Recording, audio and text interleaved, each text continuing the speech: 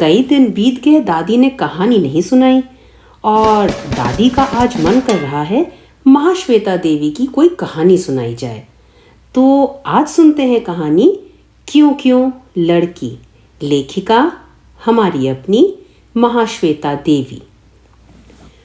छोटी सी लड़की थी वह, करीब 10 साल की। एक बड़े से सांप का पीछा कर रही थी। मैं उसके पीछे भागी। ना मोइना ना। क्यों? उसने पूछा। वो कोई धामन वामन नहीं है, नाग है, नाग।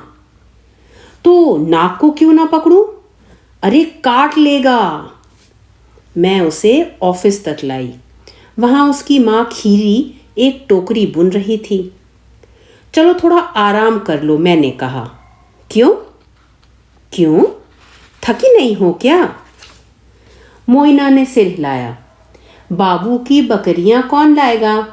और लकड़ी लाना, पानी लाना, ये सब कौन करेगा? खीरी ने कहा, बाबू ने जो चावल भेजा है उसके लिए उसे धन्यवाद देना ना भूलना। क्यों? क्यों दूं धन्यवाद उसे? उसकी गौशाला धोती हूं, हजारों काम करती हूं, उसके लिए कभी धन्यवाद देता है मुझे? मैं क्यों उसे धन्यवाद दूं? मोइना अपने काम पर भाग गई। खीरी सिर हिलाती रह गई। ऐसी बच्ची नहीं देखी कभी, बस कहती रहती है क्यों क्यों। गांव के पोस्टमास्टर ने तो उसे क्यों क्यों लड़की का नाम दे रखा है। मुझे तो अच्छी लगती है मोइना। इतनी जिद्दी है कि एक बात पकड़ ले तो उससे हटती नहीं। मोइना आदिवासी लड़की थी, शबर जाति की। शबर लोग गरीब और भूमिहीन थे। बाकी शबर लोग कभी शिकायत करते सुनाई नहीं देते थे। सिर्फ मोइना ही थी जो सवाल पर सवाल करती जाती। क्यों मुझे मीलों चलना पड़ता है नदी से पानी लाने के लिए? क्यों रहते हैं हम पत्तों की झोपड़ी में?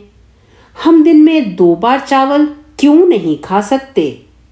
मोइना गांव के बाबुओं की बकरियां चराने का काम करती थी, पर ना तो वो अपने आप को दीनहीन समझती और न ही मालिकों का एहसान मानती। वह अपना काम करती, घर आ जाती और बुदबुदाती रहती। क्यों उनका बचा खुचा खाऊं मैं तो बढ़िया खाना खाऊंगी शाम को। हरे पत्ते और चावल और मिर्ची वाली और सारे घर वालों के साथ बैठकर खाऊंगी। वैसे शबर लोग आमतौर पर अपनी लड़कियों को काम करने नहीं भेजते हैं, पर मोइना की माँ एक पैर से लंगड़ाती थी। वह ज्यादा चल फिर नहीं सकती थी। उसके पिता दूर जमशेदपुर काम की तलाश में गए हुए थे और उसका भाई गोरो जलाऊ लकड़ी लाने जंगल जाता था। सो मोइना को भी काम पर जाना पड़ता था। उस अक्टूबर में मैं समिति के साथ वहां पूरी 1 माह रुकी। एक सुबह मोइना ने घोषणा की कि वह समिति वाले झोपड़ी में मेरे साथ रहेगी। बिल्कुल नहीं, खीरी ने कहा। क्यों नहीं? इतनी बड़ी झोपड़ी है, एक बुढ़िया को कितनी जगह चाहिए? तुम्हारे काम का क्या होगा? काम के बाद आया करूंगी। और वह एक जोड़ी कपड़े और एक नेवले का बच्चा लिए आ पहुंची। ये बस जरा सा खाता है और बुरे सांपों को दूर भगा आता है, उसने कहा। अच्छे वाले सांपों को मैं पकड़कर मां को दे देती हूं। हमारी समिति की शिक्षिका मालती बोनाल ने मुझसे कहा, आप तो तंग आ जाएंगी इसकी क्यों क्यों सुनते हुए। और वाकई वह अक्टूबर ऐसा बीता कि पूछो मत। क्यों मुझे बाबू की बकरियां चरानी पड़ती हैं? उसके लड़के खुद ही कर सकते हैं। मछलियां बोल क्यों नहीं पाती? अगर कई सारे तारे सूरज से भी बड़े हैं तो वो इतने छोटे क्यों नजर आते हैं? हर रात को तुम सोने से पहले किताबें क्यों पढ़ते हो? क्योंकि किताबों में तुम्हारी क्यों क्यों के जवाब मिलते हैं। इस बार मोइना चुप रही। उसने कमरा ठीक ठाक किया, फूलों वाले झाड़ को पानी दिया और नेवले को मछली दी। फिर उसने कहा, मैं पढ़ना सीखूंगी और अपने सारे सवालों का जवाब खुद निकालूंगी। जो जो वह मुझसे सीखती वह बकरियां चराते समय दूसरे बच्चों को बताती।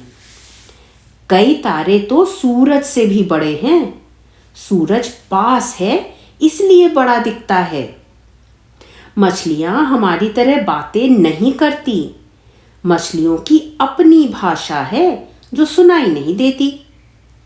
तुम्हें पता है पृथ्वी गोल है। 1 साल बाद जब मैं उस गांव में दोबारा पहुंची तो सबसे पहले सुनाई दी मोइना की आवाज। स्कूल क्यों बंद है? समिति के स्कूल के अंदर एक मिमियाती बकरी को अपने साथ घसीटते हुए उसने मालती को ललकारा। क्या मतलब है तुम्हारा? क्यों बंद है? मैं भी क्यों ना पढ़ूं?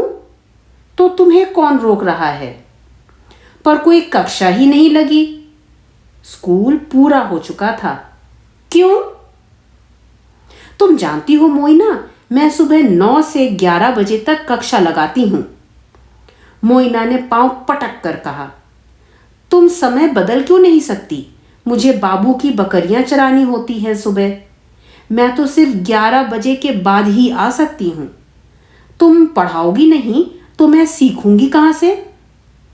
मैं बूढ़ी माँ को बता दूंगी कि बकरी चराने वाले या गाय चराने वाले हम में से कोई भी नहीं आ सकेगा अगर स्कूल का समय नहीं बदला तो।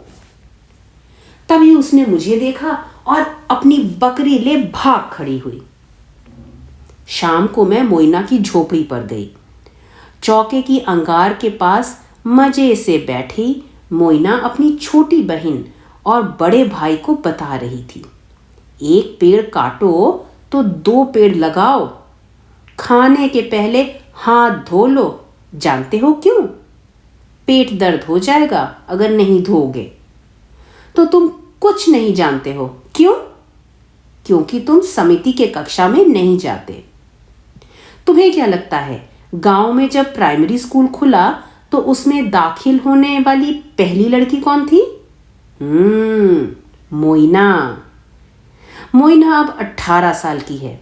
वो समिति के स्कूल में पढ़ाती है। अगर तुम उसके स्कूल के पास से गुजरोगे तो निश्चित ही तुम्हें उसकी बेचैन आवाज सुनाई देगी। आलस मत करो, सवाल करो मुझसे। पूछो, क्यों मच्छरों को खत्म करना चाहिए? क्यों ध्रुव तारा हमेशा उत्तरी आकाश में ही रहता है? और दूसरे बच्चे भी अब सीख रहे हैं पूछना क्यों। वैसे मोइना को पता नहीं है कि मैं उसकी कहानी लिख रही हूं।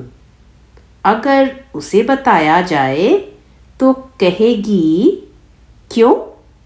मेरे बारे में क्यों?